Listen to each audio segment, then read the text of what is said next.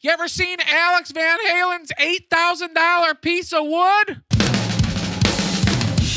Welcome back to another episode of whatever the heck this show is. Timmy in the drum basement. Today we're looking at a Tama RW256. This is an all Rosewood snare. Made in about 79 or 80. You can tell because of the lugs here. These are the original Tama lugs you'd find on the old Imperial Star kits, which are sleeper kits. You should try to find those drums because they're usually cheap and they sound freaking great. But this drum here, really, really cool drum. And this is the model. It's actually rumored that Alex Van Halen used this on the records. Fair warning, moving on forward into the 90s. So a lot of the big Van Halen hits, you're going to hear this sound on. It's sort of that hollow-y type of tone. It's muted, but in a way that the tone still remains airy. That's the best way I can describe it, is airy. What's interesting about this drum that you're not going to find on anything else? Well, the biggest thing here is the rosewood shell, obviously. It's a hardwood, kind of like oak, but to me, again, it retains this airy quality. You can't really... I've never heard a shell that sounds quite like this to the ear.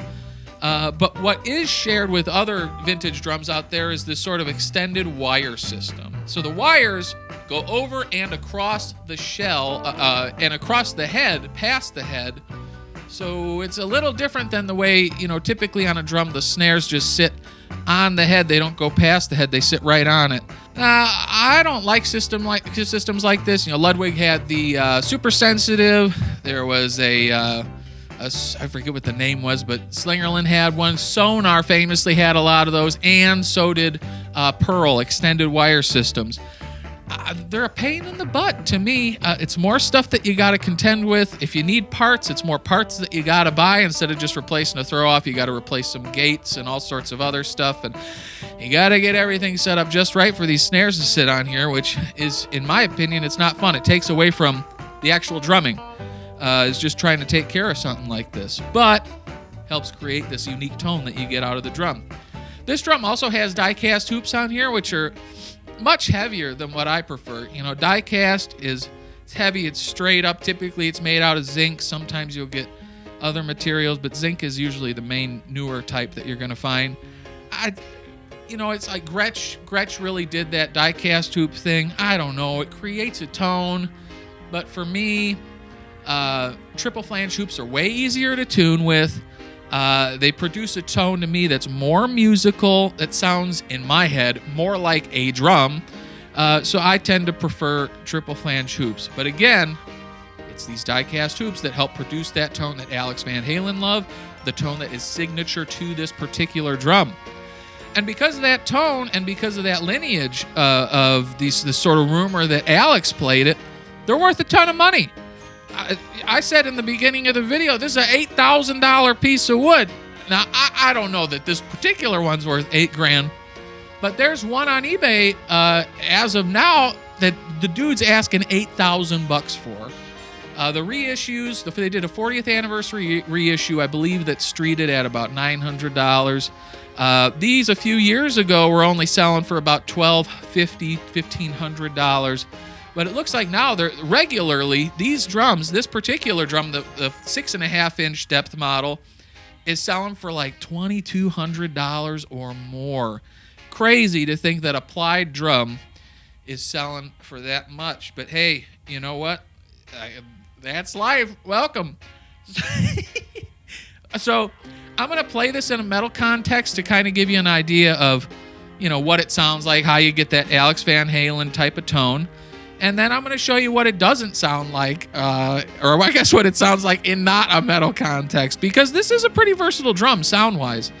To get the Alex tone, you got to engage this really cool muffler. So the muffler twists to turn it on and off, and then on the top there's another dial to adjust your tension. Really, really interesting system, and that I think is again key to getting the tone here. Heads on this drum I think are going to help too. We got a vintage Ambassador coated on top, which is what it came with. Vintage Ambassador snare side, original wires. This is going to be as close to a Van Halen tone as you're going to get, or the setup that Alex was probably using back then. So Let's give it a rip. Let's see what this little puppy does.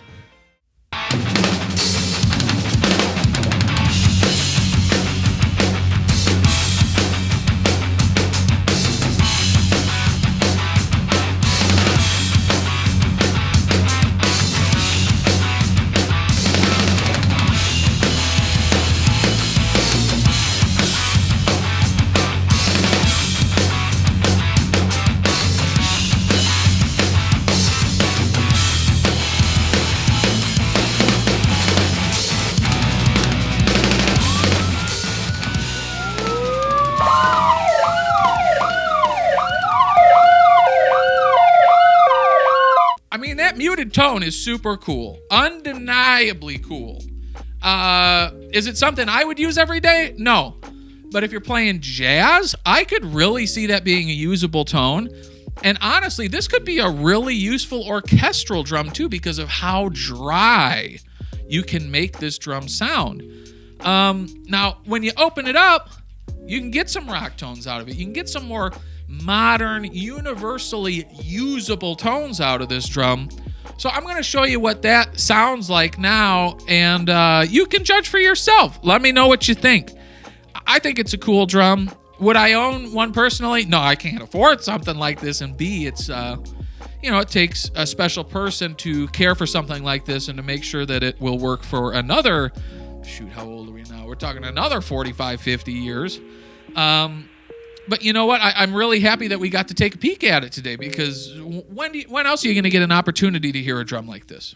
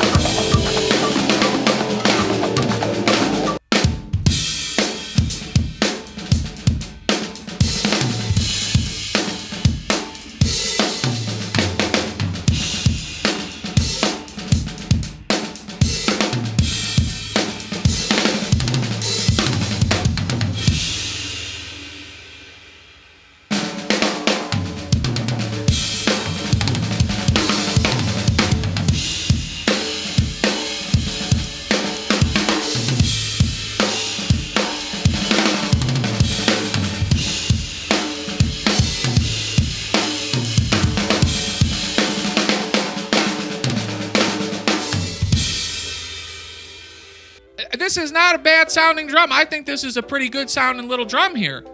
You know, you can open it up, take that muffler off. You can get a wide open tone, especially with lighter heads on here. It's got the Ambassador on it. So you can tune it up, tune it down, get a lot of different sounds out of it. And, to try to complement this well, I used a few different pieces here. I got my classic maple kit instead of some vintage drums. And then what I did, this is a downbeat kit. 90% of the time, you're going to see me playing a 20-inch bass drum, a 12-inch tom, and a 14-inch floor tom.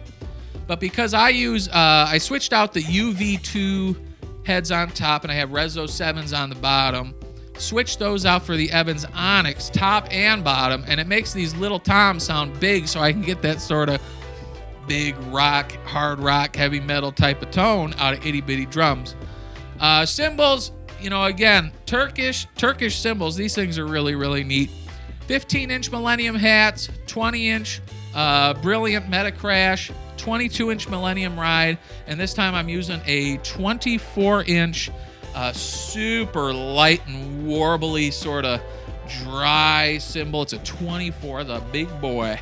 And, thanks again to Turkish Cymbals USA for borrowing me this drum. This is a wonderful little snare drum. Again, not something I would own because I can't afford it, but I'm so fortunate to be able to show you guys what the heck this thing is. Alex Van Halen obviously loved it so much that when he was the Ludwig endorser, he was still using this on the Van Halen records. And the rumor is that Ludwig went so far as to recreate this snare they made this snare, Rosewood ply drum with their hardware on it for Alex. I'd like to know whatever happened to that drum and if he ever did wind up using it in the studio. But cool snare drum. If you know any more info on this than I do, I would love to hear it. Put it down in the comments. Subscribe, like the video, and food question of the day: what's your favorite fast food French fry? Because if you like a crispy snare drum, I know you like a crispy fry. For me, I like a little seasoning. Popeye's best fries, hands down. You get that with a strawberry Fanta, you're gonna live life. All right, well, thanks for stopping by. We're gonna do another drum video soon, and I hope to see you then. All right, bye, guys.